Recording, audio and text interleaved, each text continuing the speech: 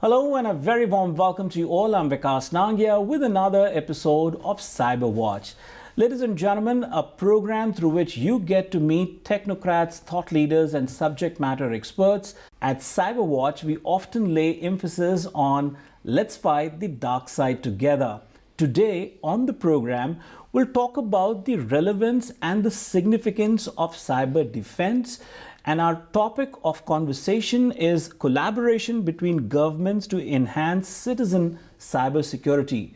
And to discuss on the topic, we've got two very special guests who've flown in all the way from Texas. My first guest on the program is an innovator, technology futurist. He is the president of SBase Technologies Incorporation.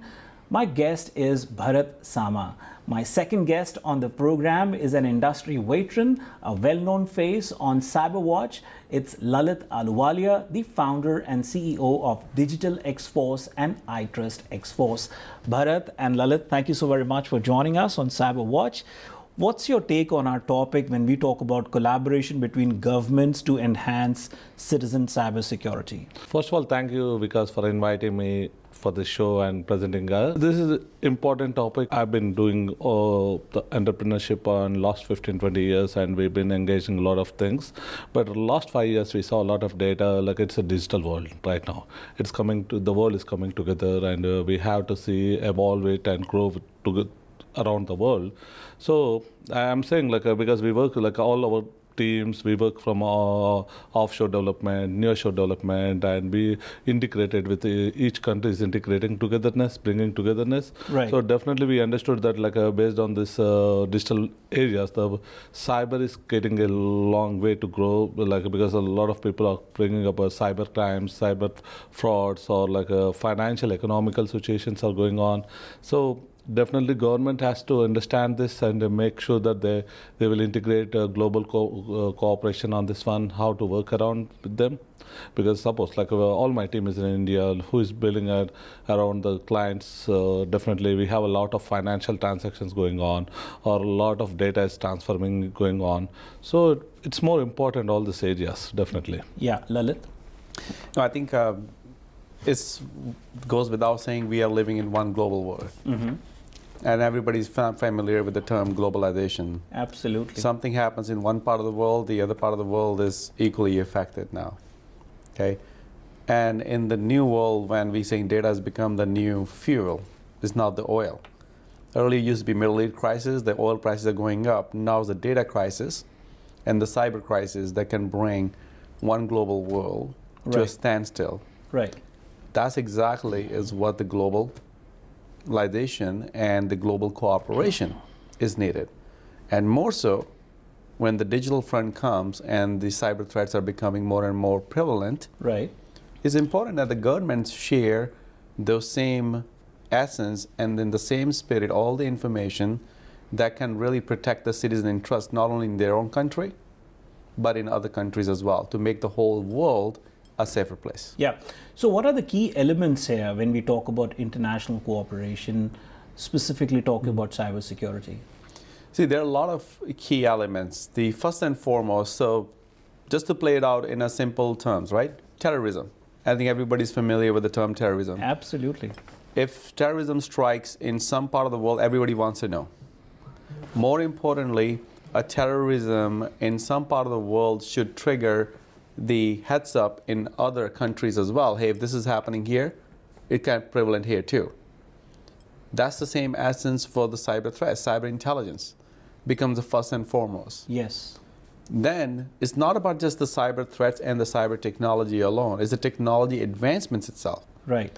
We're talking about the country A is taking big leaps or making big leaps in quantum. Right. The other country is making significant advancements in the AI, artificial intelligence. Yes. There's so much to learn from each other and so much to bridge the gap between each other that we can all benefit from. Great input from you, Lalit. And, building up on that, I want to reach out to you, Bharath, now. Let's talk about the government, like central government and the state governments, how they could work in alliance with each other, maybe at a private level or at a government level. What are the areas that they should be focusing on and why it is so significant? So Yes, definitely. Like a state government has a different thinking, different perspective, and the central government has overall thinks all the states how they drive Some it. could be like common as well. Common ways, but definitely because they has to think about the international aspect way, and they has to think about all the states. For each state has a different angles, definitely. Right. So definitely, if suppose if I come from a state of Telangana, like from Hyderabad city, Right. so we are evolving in the lot of technology side. Like because if you say, because when I come back 20 years before, 2 years, we don't see from I come from when I come of backgrounds from rural areas or villages side, you don't see so much of social media. You don't have a Facebook. You don't integrate togetherness. But now the people are connected together. Right. So it's not like state or central, but like the policies are different basically. Obviously, like central and state sit together, understand the policies, what to change, and bring some cyber experts or grow with advocacy, form a advocacy, and understand the future. Like so, whatever we are building now, it's for future.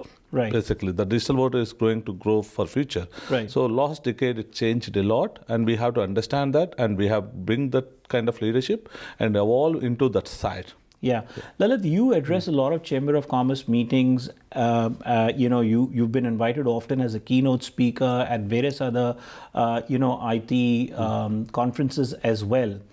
In your opinion, is there a need to develop a sister city concept when we talk about cybersecurity at a state-to-state level, or maybe at a national level from government to government?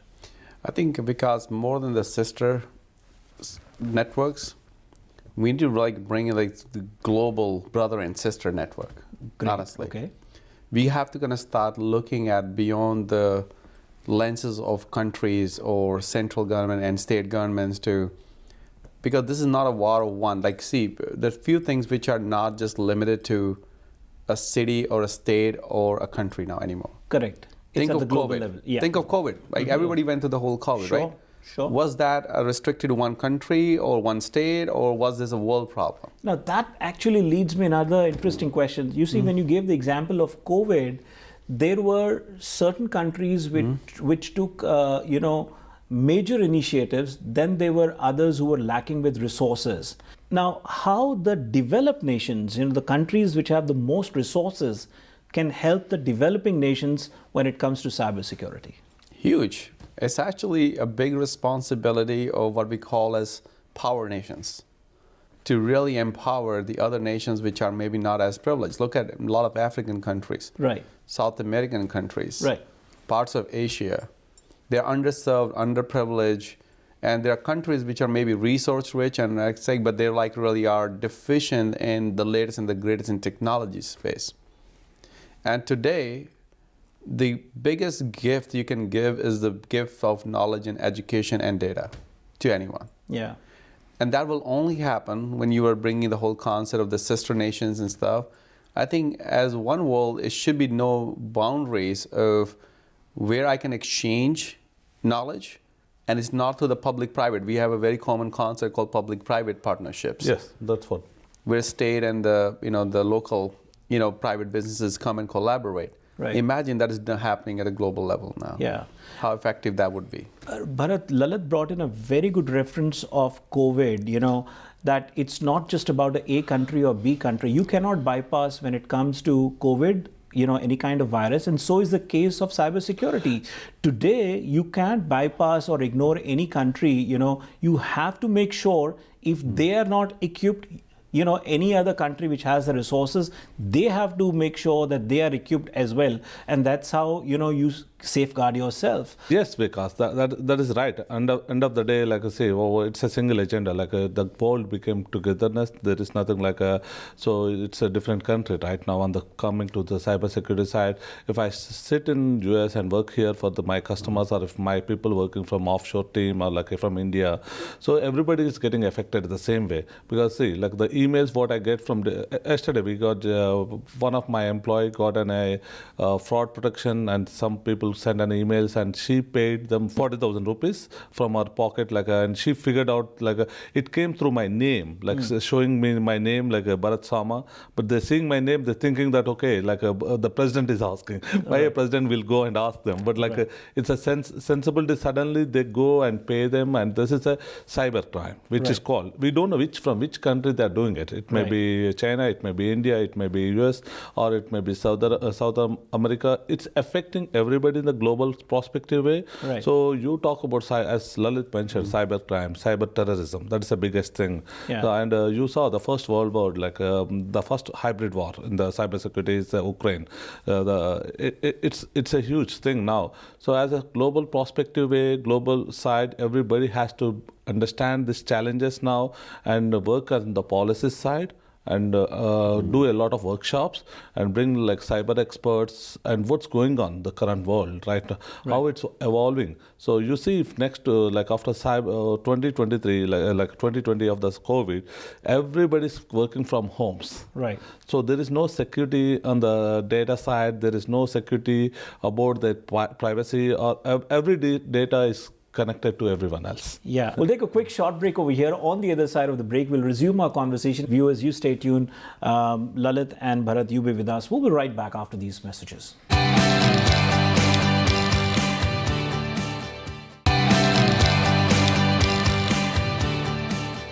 Just before the break, Bharath made a good point that people are working from home these days, and that's happening across the globe. How do we ensure that they're secure when it comes to cybersecurity?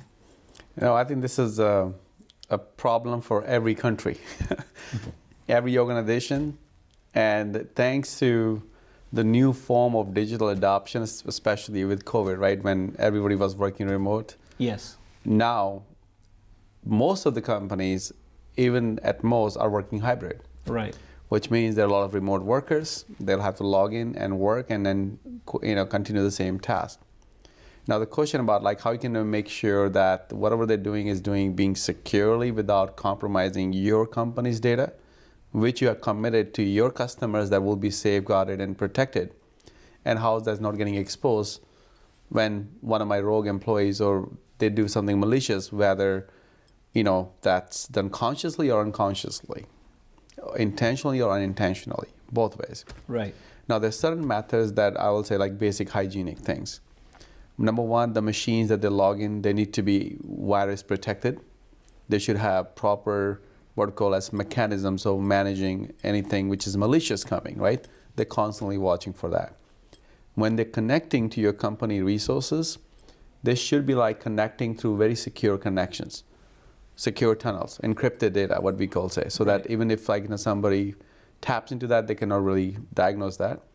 But also enabled with multi-factor authentication. I said you have to assume your credentials are compromised. Right.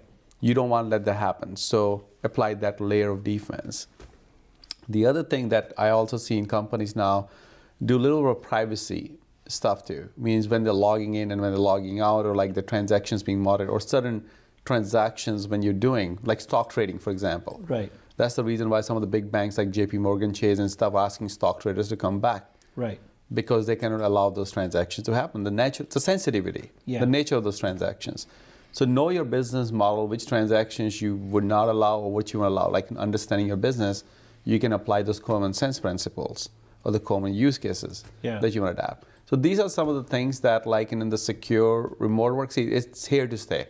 Yeah. Everybody's used to it now. In one of the previous episodes, you mentioned about how EU, European Union, has come up with some guidelines when it comes to artificial intelligence and cybersecurity.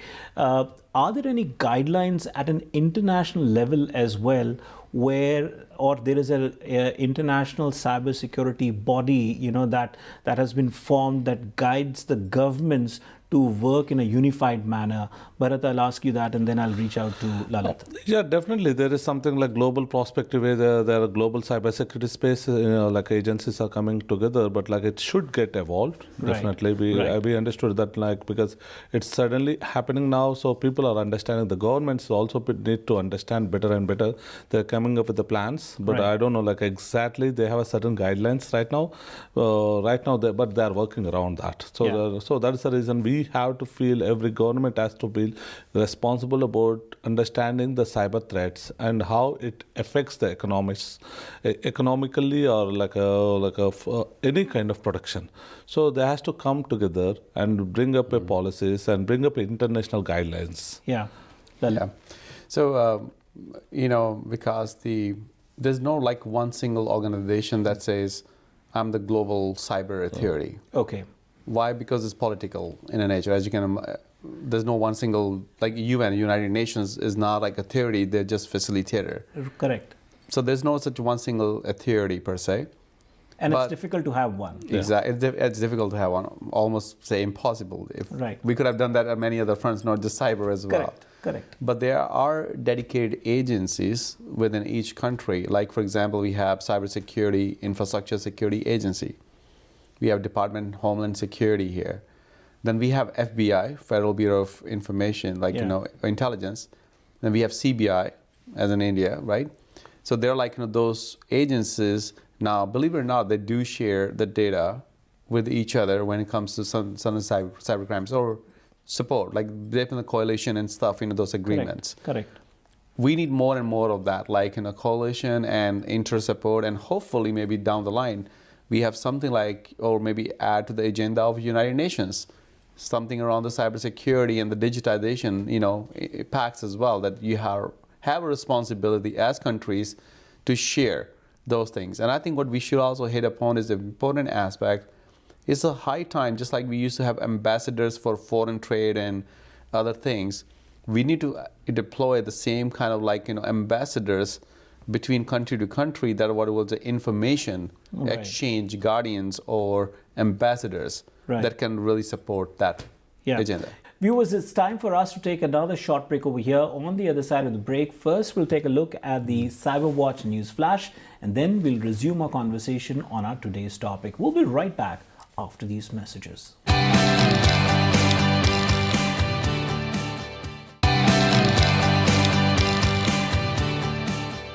Welcome back. You're watching CyberWatch, ladies and gentlemen. Today on the program, we are talking about collaboration between governments to enhance citizen cybersecurity.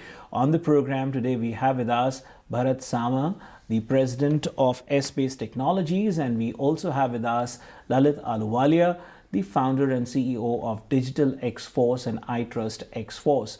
But before we resume our conversation on our topic, let's take a quick look at the CyberWatch News Flash. Billions of Android users face Wi-Fi hotspot hacking risk.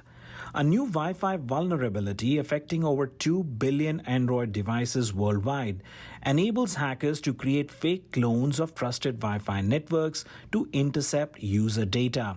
The flaw lies in the popular open source WPA supplicant software used to secure Wi-Fi connections. It tricks users into connecting to a hacker's malicious network instead of the real one. Hackers can easily obtain network names to clone by walking around buildings and scanning. Another flaw in Intel's Linux Home Wi-Fi software allows unauthorized access to protected networks, putting devices and data at risk. Hackers can fully compromise home Wi-Fi to steal sensitive information or infect devices. Both issues are fixed in updated software, but Android users must wait for security patches. Experts urge users to manually configure saved enterprise network certificates as a stopgap. So that was the news that made the headlines in recent times. We'll continue and resume our conversation, Lalit. Moving forward with our conversation on our topic today, each of the countries, they have, their respective consulates and embassies in every other nation. Can these consulates and the embassies in some or the other way play a pivotal role in collaborative cybersecurity? Absolutely, yes. I think they can play a huge role in that. The structures are set, but how we can now expand and build upon those structures is critical now. Because the way and we're operating based on the schemas that were laid out, the needs and the demands of why, and most of are trade policy driven. Right. That's the agenda, right? Or like, policy driving factors, right? That they really want to, or represent countries' interests. Now you're bringing the global interest in mind, right? What I would also say is time to now go beyond just relying on the ambassadors and the embassies and stuff like that were nominated by the government. Right. Just like the public-private partnership. I would even go beyond a point that the governments now should start looking for people from the private sector to come and become the champions, like call it IT ambassadors, call it cyber ambassadors. They need to kind of like formulate that really are connected to the broader audience and then connect the dots for them, because the government itself will not be able to scale to those levels. Yeah. And by combining that factor and then enabling them and empowering them with the latest and the greatest tools, technologies, and knowledge, I think we can go a long way. That's good. So what are some of the key fundamentals that they should be really focusing on? Bharath, you want to expand on that? Oh, definitely, because see, the problem for the cybersecurity is not only by government, it's people's problem, it's an entrepreneur's problem, the Sure. industrial's problem. Right. So definitely everybody is coming a different agenda, different problem. So as Lalit mentioned, definitely we need to do a public and private partnerships and bring up all the expert analyzers and understand the real challenges coming from different areas. So we have to integrate together and drive a workshops around it. And not, as I mentioned, like each country has a different problem, but international has the same problem coming together. So you have to evolve this and bring up a expert opinions, like and bring them as an IT ambassadors, or like coming as a Lalit mentioned, being an IT ambassador. Now it should be coming like a IT cyber ambassadors or something Right. like that. Right. So look at like each country is investing on the defense side, or like integrating with them like from long way. Now cyber weapons are coming out, so definitely the government has to initiate budgets to that area to say how we can evolve, like how we secure ourselves, how we secure the global world, Right. and come up with a plan of actions. Let's say in our case, we take the example of India. You are keeping the Indian norms and nuances in consideration, and you are doing the business in the United States. So let's understand, from a private entity, involvement of government also comes over here when we are talking about country to country and the rules and regulations.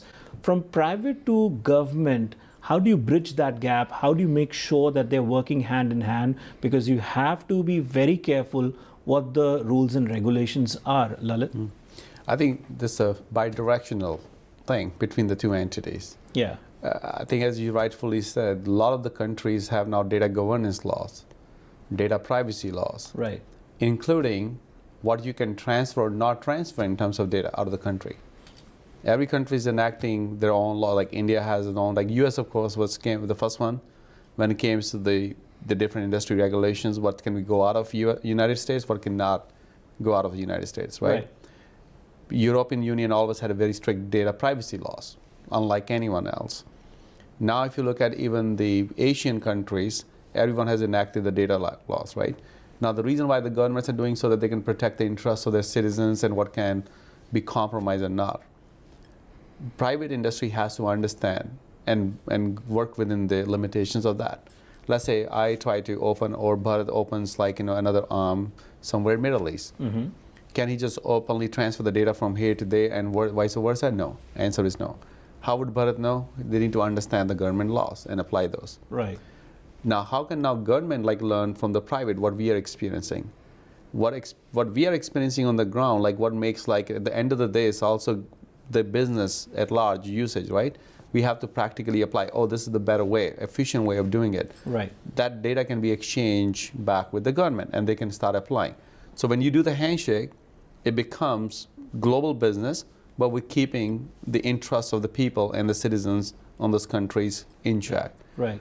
That's where you need to have those public-private, partnerships. And of course, that can go beyond even intelligence. It's not that always the government has to figure out what cyber attack is going to happen. Yeah. Even as a private company, I might be experiencing something, I can report back and in advance give a warning, hey, this is coming, and the government can act on that intelligence. Yeah. So I really see a lot of common use cases between public-private that can enhance this domain. Bharath, you'd like to add something to what Lalit said? Oh, he really got a good points what it's going to happen, like, and as Lalit mentioned, definitely we need to go around that areas, like, because each private sector is experiencing differently, government is experiencing differently. So when we integrate together, we share the things, we share our problems, and we bring together and find a solution for that. Yeah. Well, gentlemen, thank you so much for sharing your knowledge and expertise with our viewers. It brings us to the end of tonight's episode. In case viewers, you have any questions, queries, and concerns, or you'd like us to discuss on a particular topic, feel free to write us. You can reach us at cyberwatch@tvasiausa.com.